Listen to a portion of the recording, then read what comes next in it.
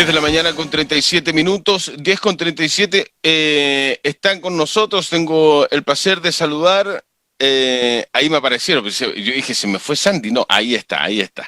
Sandy Vargas, presidenta del voluntariado de la Universidad de Magallanes, enfermera, internista, UMAC, y Eduardo Pino Astete, también a Eduardo no lo vi hace mucho rato, académico de la carrera de Psicología de la UMAC, de la Universidad de Magallanes. Saludos a ambos, ¿cómo estás, Sandy? Buen día, bienvenida. Hola, buenos días. Bien, muchas gracias. Muy Gracias bien. a ti por acompañarnos. Eduardo, tanto rato, ¿cómo estás? Muy bien, Mauricio, muchas gracias por la invitación y qué gusto verte. Igualmente, igualmente. Vamos a hablar de varias cosas, del voluntariado, quiénes lo componen, cuáles son las actividades que hacen, en qué está, ¿no?, el voluntariado. Ya voy con Sandy con eso. Y vamos a hablar con Eduardo también, a propósito de la carrera de psicología, de cuáles son las enfermedades mentales habituales asociadas al abandono, la soledad, respecto de los adultos mayores en tiempos de pandemia como el que estamos viviendo. Parto con el voluntariado. Sandy, ¿en qué están? Perfecto. ¿De qué se trata el voluntariado UMAC? Bueno, nosotros somos un grupo, ¿cierto? Como de jóvenes, ¿cierto? La mayoría parte de la universidad, diferentes carreras, ¿ya? La mayoría son como de enfermería. Nosotros partimos prácticamente como solos, ¿cierto? Trabajando en comunidad y qué sé yo, pero después nos asesoramos con profesores, ¿cierto? Y en este caso de don Eduardo Pino, en donde nos orientaron para varios caminos y en las cuales nos ha ido excelente. Hemos aprendido bastante y hemos aportado también un poco en cuanto a la comunidad y a la comunidad universitaria. Ya somos como bueno, en esta última actividad que hicimos, que fue la del año pasado en Cavirata, ¿cierto? Somos como alrededor de como de 10 de diferentes carreras, ¿ya?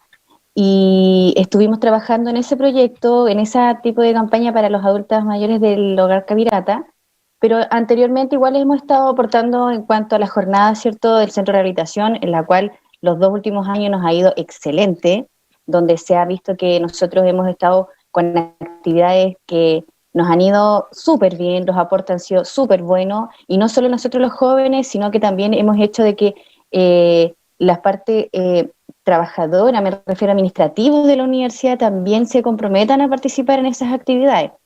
Eh, eh, Más que eso, hemos estado también estando como en apoyos, tratando de ir a otros tipos de voluntariado. La idea es, ojalá este año poder ya volver a participar, abrir más proyectos e iniciar otras actividades, ya ojalá sociales también, pero con adultos mayores hemos estado como siempre de la mano.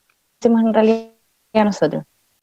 Eduardo, yo imagino que los voluntariados son muy importantes en las universidades, pero también para una carrera como la psicología, ¿no? Para poder vincularse con la comunidad. Ahora bien, en términos psicológicos, yo lo decía al principio de la conversación, me imagino que, y tú nos puedes contar mejor, obviamente, vivimos tiempos muy complejos, sobre todo de salud mental, Eduardo, ¿no? Sí, nos ha tocado bastante complicado en el último tiempo. Ha habido durante bastantes años como una situación de statu quo, como bastante más tranquilo, más sosegado. Y yo creo que en los últimos 2 años ha habido movimientos sociales, se ha también sumado la pandemia, como que toda esta estabilidad que había en algún momento se vino a trastocar y eso a los adultos mayores le ha afectado porque si hay una etapa del desarrollo humano en la cual hay más dificultades para adaptarse a los nuevos, a los cambios de rutina, a las desestabilidades, a la situación de la improvisación, es en la tercera edad. La tercera edad posee otras características relacionadas con la sabiduría, con la experiencia, con el poder aplicar conocimientos, pero muchas veces el poder sobre reaccionar ya en el momento frente a cambios que vienen a trastocar un poco en la rutina les resulta un poquito difícil. Entonces ahí yo creo que el hecho de recuperar un poquito salud mental en esta experiencia con Cavirata por parte del voluntariado, en el cual Sandy lidera ahí un grupo que es pequeñito, yo creo que todavía es bastante exiguo en cuanto a número de voluntarios. Esperamos que este año podamos empezar a tener más gente, especialmente de los alumnos nuevos que vienen con más energías también, ¿ya? Y de esa forma poder apoyarlos en cuanto a lo que es equilibrio emocional, lo que es especialmente comunicación y el sentirse acompañados, que ellos los han hecho bastante bien. Eh, Ese acompañamiento, ¿en qué consiste, Sandy? ¿Cómo ha sido la respuesta de las personas mayores con las que han podido vincularse? La verdad que bastante grata porque partió solamente por teléfono. Ya fue como que, hoy, ¿qué hacemos? Este año no nos vamos a poder ver, ¿qué vamos a hacer? Surgió la idea del Hogar Cavirata, ¿cierto? Y cómo los acompañamos, cómo los aportamos. Bueno, la mayoría de ellas consta con un teléfono, ¿cierto? Y fue conseguir los números, hacer reuniones, ¿cierto? Y empezar a probar cómo ellos contestaban a nosotros, ¿ya? Porque tampoco es fácil que ellos lleguen y contesten a desconocidos sin vernos. Pero a pesar del tiempo, ¿cierto? Fue increíble. O sea, yo comenté una vez en otra entrevista y es buenísimo eso de que llames a alguien sin verlo en persona y que te conteste con una alegría, así súper felices, ay, qué rico que me llamaste, qué bueno que es esto, qué bueno y te cuentan toda su vida y te cuentan anécdotas.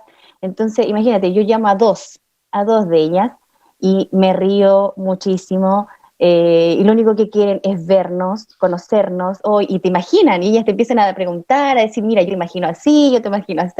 A otros compañeros hablan por WhatsApp, porque hay como dos o tres que tienen como teléfonos inteligentes, entonces se hablan por WhatsApp. Entonces ha sido muy, la experiencia, la verdad, yo creo que nos han entregado más ellos que a nosotros, a ellas. No sé si me entienden.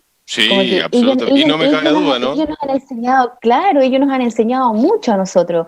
El tema de la comunicación, el tema de escucharlo, de saber de que nunca nadie se imaginó que quizás esta pandemia iba a pasar, saber de que ellos están solos ahí, entonces nos han enseñado un montón. El Qué hecho de maravilla, que ¿eh? sí, yo lo encontré increíble, o sea, uno dice, pucha, ayudemos a los jóvenes en la parte social, perfecto, igual lo ayudo, pero ¿quién los ayudaba a ellos? O sea, prácticamente nadie, así que fue para ellos una experiencia muy buena, ¿ya? A mí me encanta trabajar con los adultos mayores, me gusta eso, entonces, más encima, poder aportarles y conocerlos o conocerlas es muy lindo, una experiencia muy bonita. Uno se ha dado cuenta también que hay un buen porcentaje de adultos mayores que se abren a estas nuevas experiencias, ¿ah? Al Sí. tratar de comunicarse, ¿no? Ellos tienen la voluntad de hacerlo, Eduardo. Por supuesto, fueron, imagínense, creo que son como 16 y todos quisieron estar en esa actividad. De hecho, les gustan las actividades porque en época de no pandemia, ¿cierto? Siempre se va a los hogares a hacer como actividades en la tarde y la Sí. mayoría participa. Entonces, el hecho de que solo puedas llamarlo una vez a la semana, 2 horas o lo que sea, ellos se ponen felices. Ya, aparte que igual eso ellos estuvieron encerrados. Y lo bueno que tuvo ese hogar fue que nadie entró, nadie salió. Por lo tanto, gracias a Dios, nadie se enfermó. Están Y protegidos, la ¿no? única Están comunicación protegidos. exacto, Y esa comunicación es la con única ustedes. manera, solo con nosotros. Ya, algunos estuvieron con sus familias, pero el resto solo con nosotros. Eduardo, bueno, uno ha visto más esta voluntad, ¿no? De abrirse, de conversar, de comunicarse, casi como una necesidad en términos de los adultos mayores, pero cuando uno los empieza a ver con mayor fineza, por decirlo de alguna manera, desde tu perspectiva como psicólogo, ¿cuáles son las enfermedades mentales habituales asociadas al abandono, a la soledad en los adultos mayores o en estos tiempos? A ver, principalmente hay dos que son las que lideran de manera bastante importante, que son la demencia y la depresión. Van muchas veces de la mano, tienden a ser concomitantes entre sí, y en otros grados también un poco menores también están los trastornos de angustia, de ansiedad, los cuales también se dan en los sujetos y están, como tú lo dices muy bien, fuertemente relacionados con lo que significa abandono, poco contacto social, poca expresión de la emotividad y en sí una situación también de quedarse dentro de lo que se ha hecho y no poder variar actividades y seguir con algo central en los adultos mayores, que es el aprendizaje. ¿Ya? Generalmente el aprendizaje se relaciona mucho a los niños y a los adolescentes y bueno, también a los jóvenes en cuanto a aprender las competencias y habilidades necesarias para una carrera, por ejemplo, para desempeñarse en un trabajo, pero los adultos mayores tienen potenciales de aprendizaje bastante importantes y que están muchas veces no siendo considerados por la sociedad y que se están desperdiciando. por dos aspectos, por la contribución del conocimiento que ellos ya tienen para poder adaptar a los conocimientos que ya estaban, las nuevas tecnologías, por ejemplo, en el caso que tú dices muy bien de la comunicación, y también porque de esa manera ellos pueden entregarle a los jóvenes aspectos los cuales ellos, como no lo han vivido, ser jóvenes es lo mejor que hay, pero tiene una falencia que es la falta de experiencia, y a ellos les sobra eso. Cuando se da esa diada, cuando se da esa comunicación virtuosa entre ambos, se producen maravillas. Yo creo que Sandy, bueno, es la presidenta, ella tiene un liderazgo natural dentro del grupo, pero habían otras chicas que también ahí estaban como un poquito temerosas de qué iban a hablar, si iba a fluir la conversación, si de repente no les iban a entender muy bien lo que les iban a comentar, ¿ya? Y todas se dieron cuenta, porque la mayoría son mujeres, solamente Fabián es el único varón ahí que nos acompaña muy bien, pero se dieron cuenta que la complementariedad fue bastante adecuada, bastante buena. Iba para allá yo, Sandy, ¿qué ha significado para ustedes este vínculo generado con los adultos? Porque se genera un vínculo, ¿no? Están hablando Sí, todas las semanas, un par totalmente. de veces van Sí, contando cosas, sí, seguramente les van pasando y la abuelita o el abuelito con lo que ustedes se comunican deben estar esperando ansiosos que pasen los días para contarles cómo les sí. fue en eso que ya les habían dicho que iban a hacer. Sí, o sea, como te comentaba anteriormente, es bonito porque tú haces un vínculo, un lazo con esa persona. Imagínate, con el solo hecho que ya te dicen, oh, yo ya te quiero ver, te quiero abrazar, la otra me dice, pucha, quiero ver que vengas para que te cocine algo rico. Entonces, al principio, como dijo don Eduardo, sí, costó, porque cada una tiene una diferente patología, algunas son crónicas, otras tienen problemas de audición, uno tiene que gritar fuerte, volverle a comentar lo que hablamos la vez pasada porque se les olvida, pero ahí hay un tema y don Eduardo, antes de empezar con este tipo de tarea en realidad o relación con ellas, nos preparó bastante. Ya hicimos unas pequeñas capacitaciones con eso para poder entablar bien una relación con ellas y no tener miedo y no poder enfrentar esto, porque claro, efectivamente nosotros no sabíamos lo que tenían. Entonces nos preparamos antes de, pero después de eso ha sido como parte más como de una familia, es como llamar a mi abuela, llamar a una tía, y ha sido bastante entretenido, por eso te digo, si al final de cuentas, independiente de que no sean tus familiares y tú estés aportando, porque en realidad tú ayudas a esa persona, compartes con esa persona, al final ya pasa a ser como un vínculo, como una relación de que tú tienes con esa persona. Y la tarea o la misión que tengo yo y que tenemos que realizar en realidad es de algún día ir a verlas, conocerlas y Absolutamente, decirle, pues. Las van soy a yo. estar esperando, Sí, porque, ansiosas, ya están y eso es lo esperándolas otro, ya, pues. sí, de eso es lo otro. La mayoría, algunas me dicen, oye, mira, ayer hablé con mi hija, con mi hijo, y me preguntó al tiro si tú me llamaste. Entonces, hasta la familia ya sabe que tú la Lo llamas. saben, lo Sí, saben. po. Eduardo, ¿cuáles son las rutinas que se debiesen tener o alguien de la familia ayudar a una adulta, a un adulto mayor para que lleven adelante? Que ya no son autovalentes, por ejemplo. ¿Hay que hacer algo en específico? ¿Qué se puede hacer? Bueno, ahí dentro de la nomenclatura se distingue cuando se empieza a perder la autovalencia, empieza a aumentar la dependencia de la persona en los cuidadores. Y los cuidadores hay de dos tipos. Hay un cuidador de tipo formal, que es una persona que generalmente tiene experticia, se capacita y vive de eso, cobra un sueldo legítimamente por su trabajo, pero también está el de tipo informal, que es el más común dentro de nuestra comunidad, dentro de nuestra sociedad, que son familiares o personas cercanas al enfermo, a la persona que presenta las patologías, y que están constantemente haciéndose cargo de ellos. Y una cosa muy importante es que siempre se habló de la capacitación que tenía que tener el cuidador frente a la persona enferma, pero ahora se habla mucho también del autocuidado de ese cuidador. De Suena cuidado, como un claro. poquito redundante, como un poquito trabalengua, ¿Ya? porque el nivel de trastornos mentales que tienen los cuidadores informales especialmente es bastante alto y hasta ahora se había desestimado. Y viene ya de hace algunos años, de manera importante, grupos en los cuales en la universidad hemos tenido un par de experiencias, tanto con grupos que la universidad ha tomado de capacitaciones a cuidadores, ¿ya? Y también en el obispado se está haciendo un trabajo bastante interesante sobre personas que incluso es muy importante porque se piensa de cuidador y se piensa de una gran brecha generacional entre quien cuida y la persona que está recibiendo estos cuidados. Y no es tan así. Es decir, una persona de 70 años puede perfectamente tener un cuidador informal de 50, de 60 años.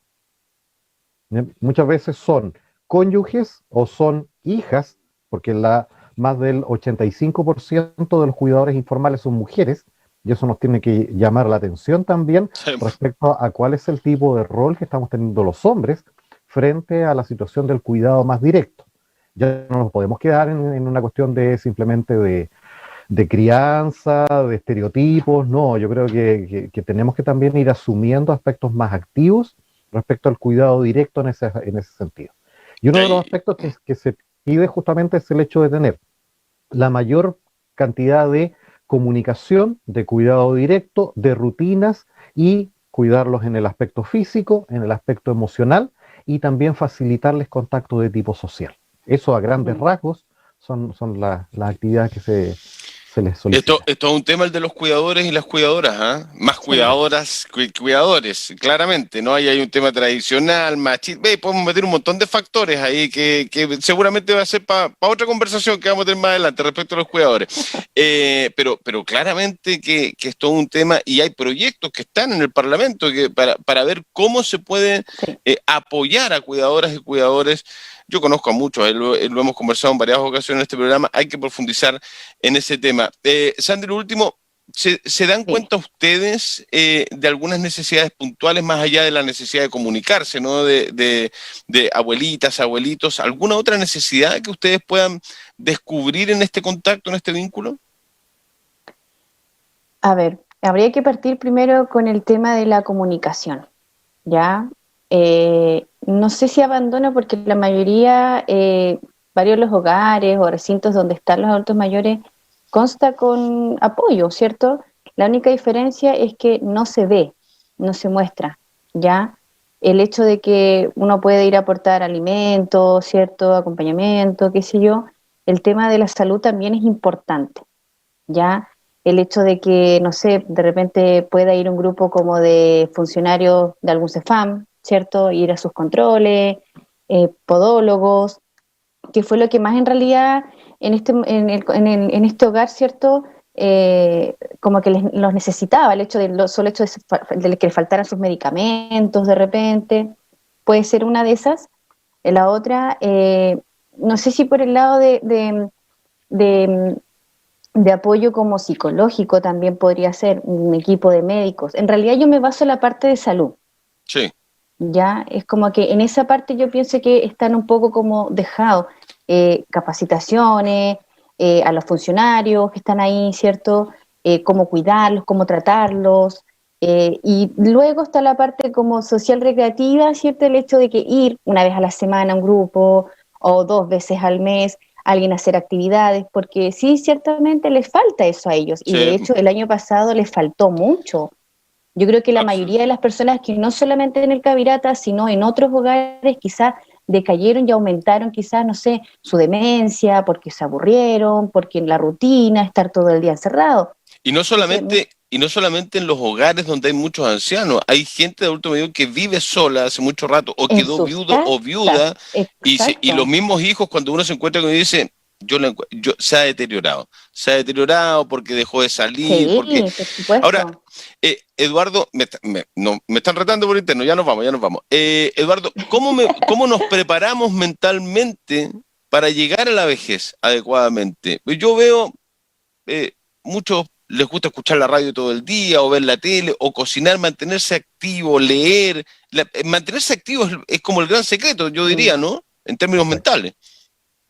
Exacto, yo creo que ahí hay que configurar un equilibrio entre lo físico y lo mental, como dices tú muy bien. Hay que cuidar el estado físico, cuidado con los síndromes metabólicos. Los síndromes metabólicos, cuando uno está en una adultez media, por ejemplo, se tiende a mirar como y así como a huevos, como ya una situación como bastante más liviana, superficial, y si uno tiene hipertensión, bueno, ¿qué le vamos a hacer? Si uno tiene diabetes, se la cuida mal, el tabaquismo uno no lo corta, sino que dice, ¿qué me va a hacer? Total, no importa. Eh, pero resulta que todos esos efectos son acumulativos y resulta que cuando ya entramos en una tercera edad, esos efectos se multiplican, se potencian de manera importante. Entonces hay que cuidar, estimular la actividad física. No tiene por qué ser una gran actividad física, tiene que ir de acuerdo a la capacidad de la persona, pero mantenerse, como dices tú, muy bien activa. Y mentalmente, dos aspectos, que son el aprendizaje, como decía recién, siempre aprender algo distinto, algo que nos saque de la zona de confort y que sobre todo nos traiga una satisfacción interna de tipo emocional. Y lo otro es no perder el contacto social. Por ejemplo, en el centro diurno que tiene la universidad a cargo ahí en la avenida Frey, una de las cosas que más echan de menos justamente los usuarios, que son más de 60 que están acudiendo constantemente ahí, es el hecho de juntarse, el hecho de conversar, el hecho de compartir, de recibir algún tipo de actividad por parte del equipo profesional que está ahí. Ya, todo se ha hecho de manera remota. Y finalmente, muy cortito, la sociedad está cambiando. Y especialmente lo digo porque cuando yo estudié psicología hace ya algunos años atrás, ya hace un tiempo atrás importante, ¿ya? Se le daba mucho énfasis a los niños y a los adolescentes. Por eso mi especialidad yo la saqué justamente en eso. Yo trabajé mucho tiempo en colegios, en hogares, ¿ya? Pero ahora me di cuenta de que se está cambiando esto y de hace ya algún tiempo estoy tomando la parte del adulto mayor porque faltan profesionales en todo índole, en salud, en educación, que se hagan cargo. Y la pirámide se está invirtiendo. Mira. La cantidad de personas que van a necesitar apoyo en tercera edad, no estamos hablando en 30 años más, sino que estamos hablando en 10, en 15 años más, que justamente cuando ahora los chicos que están en el colegio, que están en enseñanza media, van a estudiar una carrera y van a egresar posteriormente, se van a encontrar con otro Chile, un Chile que necesita especialistas en gerontología, personas que sepan tratar a los adultos mayores. Por eso que yo creo que tenemos de varias carreras en el voluntariado, pero esta es una actividad que les sirve, que se sensibilizan y sobre todo lo que la universidad pretende es también entregarles la capacitación para el trato con los adultos mayores. Y de esa manera poder ir complementando y ojalá llenando una demanda que se viene importante en el futuro. Qué importante que hayamos tocado esta temática. Yo los voy a dejar invitados ahí junto a Pedro Moreno, coordinaremos para que volvamos a conversar. Nos han acompañado Sandy Vargas Robles, que es presidenta del voluntariado de la Universidad de Magallanes, enfermera internista también de UMAC, y Eduardo Pino Astete, académico de la carrera de psicología de la Universidad de Magallanes. Eduardo, Sandy, un abrazo a ambos. Muchas gracias por acompañarnos. No, igual, muchas gracias por la entrevista. Gracias, muchas chao. gracias Eduardo. a ti. Chao, que esté muy bien. Muchas gracias. Igualmente, que les vaya muy bien. Chao. Gracias, Eduardo y Sandy, Eduardo Pino, Sandy Vargas conversando con nosotros a esta hora de la mañana. Nosotros ya nos vamos, mi querido Christopher, ¿no? Sí, para que no me siga retando. 11:03 nos vamos. Muchas gracias a todas y a todos. Hemos tenido una mañana que se nos pasan así volando las mañanas ahora en el BDR. Gran abrazo para todas y para todos. Muchas gracias por estar, por acompañarnos. Los queremos mucho. Nos vemos mañana viernes nuevamente. Chao.